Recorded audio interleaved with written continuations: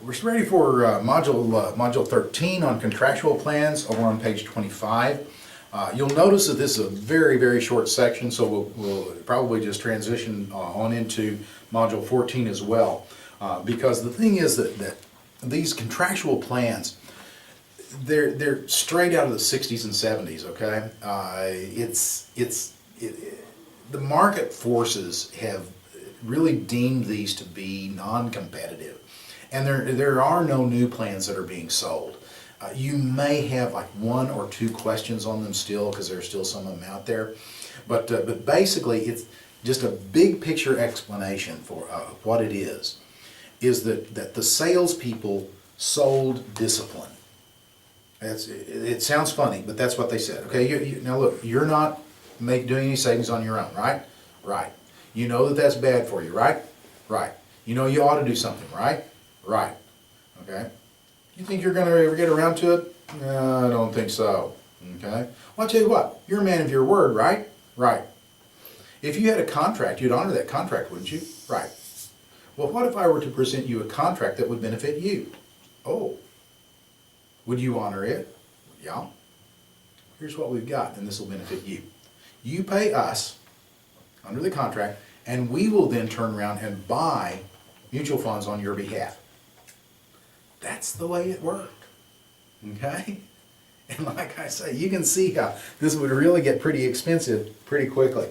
So as with the competitive forces that are present in today's marketplace, it is kind of outdated. But anyway, here's the deal. Your most likely questions will have to do with the sales charges. Now these things, like I said, started in 1940, and a 1940 plan is a front-load plan. And these things were primarily sold by insurance agents, okay, who were used to 50% front loading. So they got 50% front loading, but then just like the life insurance had 9%, okay, 9% over the life of the plan. 45-day free look, just like insurance companies, 45-day free look here. Pressures started to build, so in 1970, came up with a spread load plan that dropped it down to a maximum of 20%. And typically that was in the first year. Again, 9% over the life of the plan. 45-day free look, maximum average. I would not really spend a lot of time memorizing all those percentages. If I had to memorize anything, it would be the 50% on the 1940 plan, the 20% front load on the 1970 plan, and that is over the life of the plan. Okay. That's what I was going to ask. I know that on the 40s is 50% in first year and then 20 in any year. Does that mean it can be 20 in any year, just one time 20%? Exactly, just one time 20%. And when they do it is always the first year. Okay. Because they're going to front load it up. Okay. But great question on that. Because but yes, in any 1 year. Then a plan completion insurance is another term you need to be familiar with. Let's read that one backwards. Okay, that's insurance that completes the plan in case you're unable to because you die. So if I've got a plan that over its life, however long that is, I'm going to be making contributions of $10,000 and I put in $7,500, then what's it going to pay? The $2,500. Boom. That's it. It completes it. It's a done deal. That's it. Okay. And then finally you get two prospectuses, one for the plan because the plan does meet the definition of a security, and then one for the mutual funds that they invest in, and the mutual funds are purchased by the plan company at net asset value. If not, it would be ridiculous because you'd be stacking the plan commissions on top of the mutual fund commissions. So the plan company will buy them at NAV. All right, and that should get you through. If you have one question, that's going to be a whole lot. So anyway, so let's go ahead and go on to Module 14, Retirement and Education Plans. Good news. This is probably the section we're most familiar with because whether we're in the industry or not, we're probably reasonably familiar with retirement plans. Bad news. It's very lightly tested. So let's go ahead and just kind of buzz through this thing real quickly. We'll look at a retirement plan overview. Retirement plans that are qualified or tax qualified plans are plans that are covered by ERISA. That's the Employee Retirement Income Security Act. Now that covers private plans, not public plans. My wife at one time worked at the Tulsa County Law Library. Her plan was a non-ERISA plan because it was not a private corporation. Okay? So cities, states, municipalities, etc., not covered by ERISA. I've heard that has shown up on the test as one of the possible questions. Qualified plans, we have tax deductible contributions going in. In other words, it's pre-tax income. If it's pre-tax, then we have a zero cost basis. Zero cost basis goes together with pre-tax. All right. You also have non-qualified plans over on the top of page 26, and those are non-ERISA plans, and those are being non-ERISA plans, you don't have to follow the discrimination guidelines. Deferred comp plans is the classic case of a non-ERISA, non-qualified plan. You can discriminate, you can favor highly compensated employees, you do whatever you want to do because there's no law that says you have to follow these guidelines. Set it up to where it works for you. Now, the one thing that you cannot do though in a non-qualified plan is put in pre-tax dollars. So, whatever money you put in is going to be your cost basis. Now, that's going to be really the focal point of the most likely place for some questions for you. All right? So, pension plans versus profit sharing plans. All right? Pension plans have mandatory contributions. Profit sharing plans, though, do not. It's not mandatory to make a profit, unfortunately. I wish it were. It'd be nice to set up a business. But you can't guarantee a profit, so you can't guarantee a contribution. Defined benefit or benefit certain, and it is a variety of the pension plan, okay?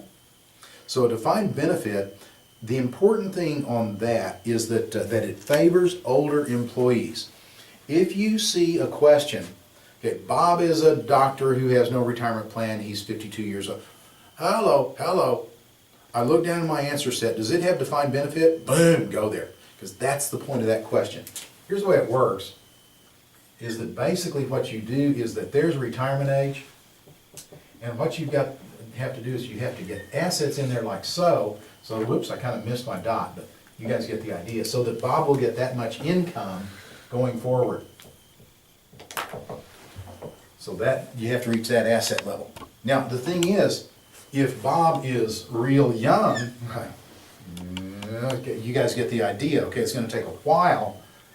You can take a while to get up there, but if Bob's 50 or older, you're going to have to just pony up to get to this point so that Bob will have enough money. All right. By the same token, a defined contribution plan or a money purchase plan is a plan that's going to favor younger employees because they have more contributions until they reach retirement age. All right. So there's no guarantee like out there that it will generate this much or that much money. And then there are lots of different variations on these things that we'll talk about. So the first one is one that we're very familiar with, the 401k plan. It's a salary reduction plan.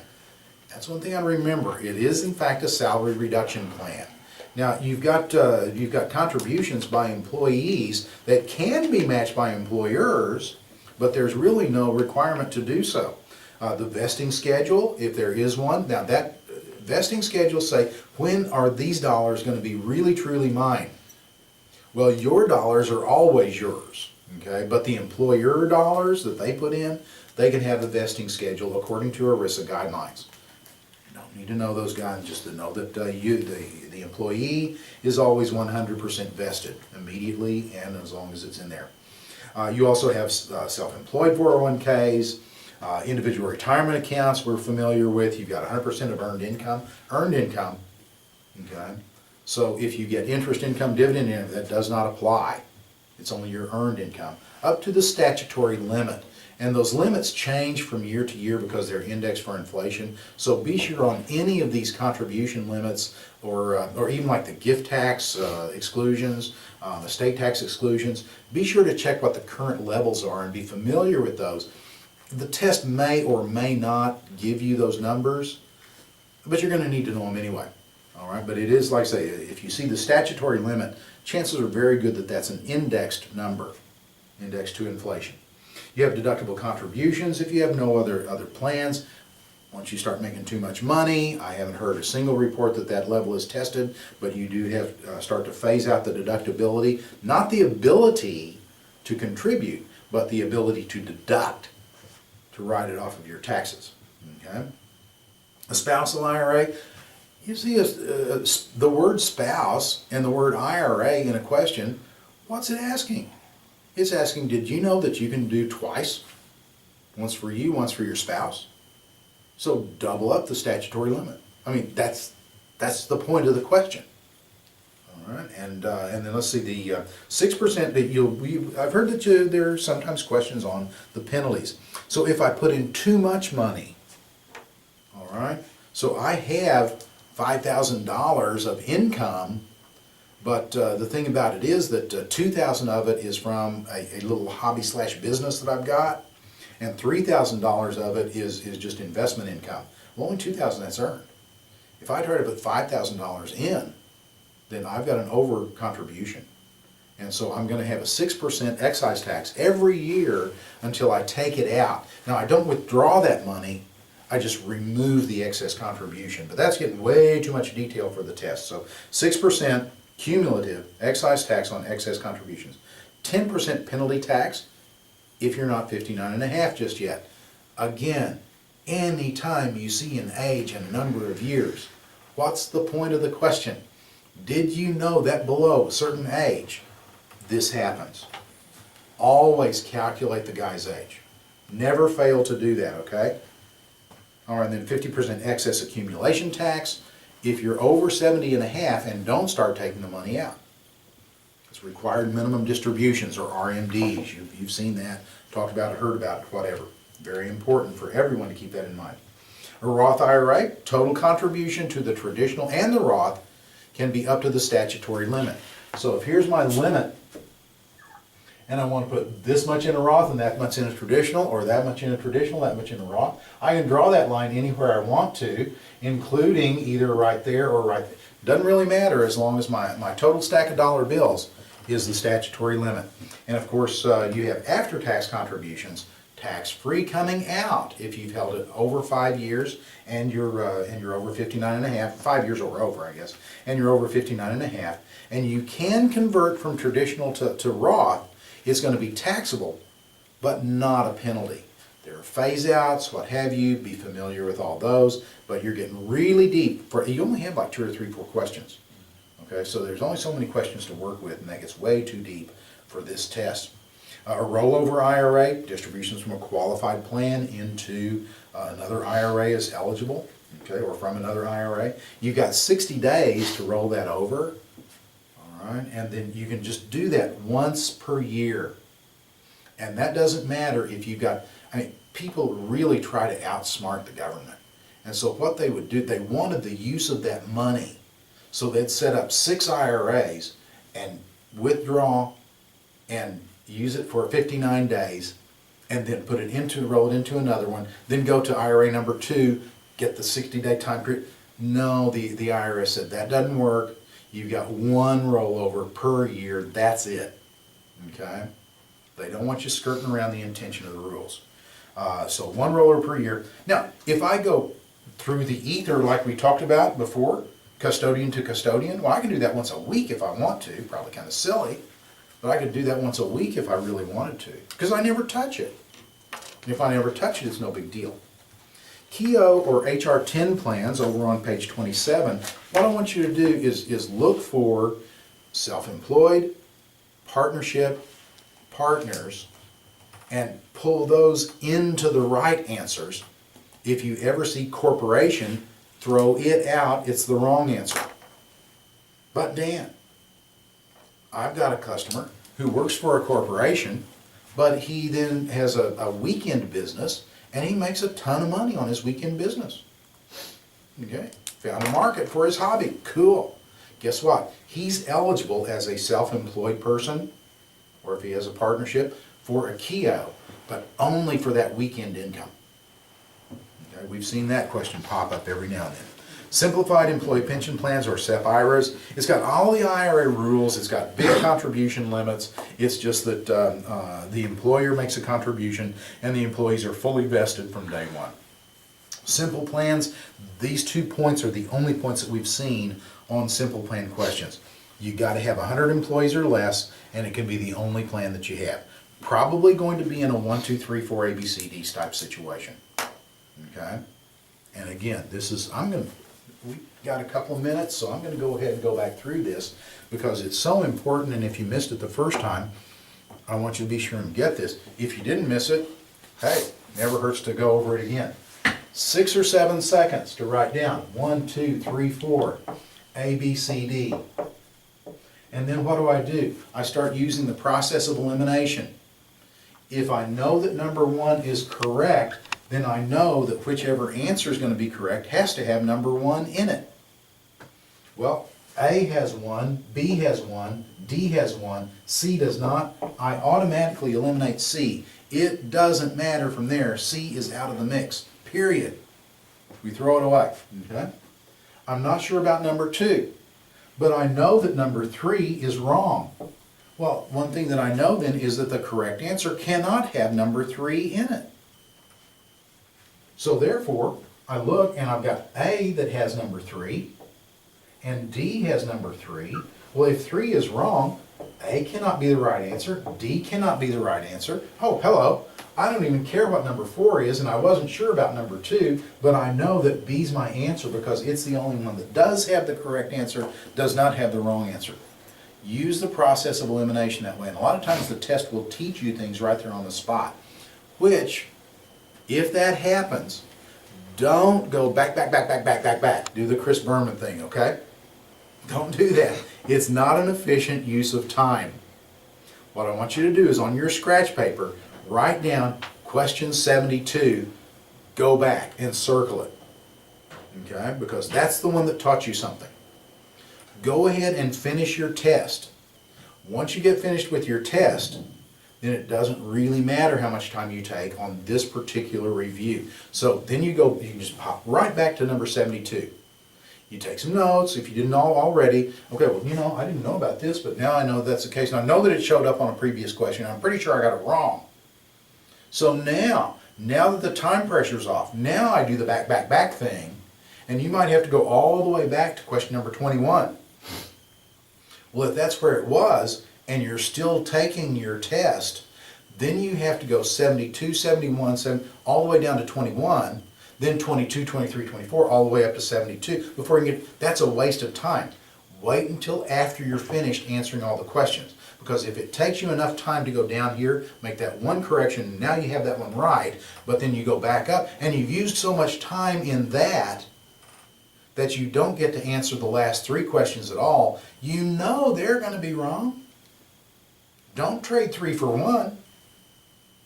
Get through the test, then the time pressure's off. Okay? So anyway, just a couple of little test-taking tips that will help you out. Use the process of elimination any chance you get. I mean, honestly, there are a lot of questions that you can answer just by throwing out the junk. All right? So anyway, where are we here? We are on simple plans. Talked about that, and those, like I said, those are the 2 things that they ask about simple plans when they do. Tax sheltered annuities, or TSAs, or 403B plans. All right, 403B plans are available to employees of public schools. In fact, the B stands for bus. I don't know what it really does, but anyway, it sounds fun. So 403B plan for school buses. Very similar to a 401k structure. Folks who work at nonprofits, churches, can also, for instance, have a 403B plan. It looks, walks, talks just like a 401k, at least for our purposes, okay?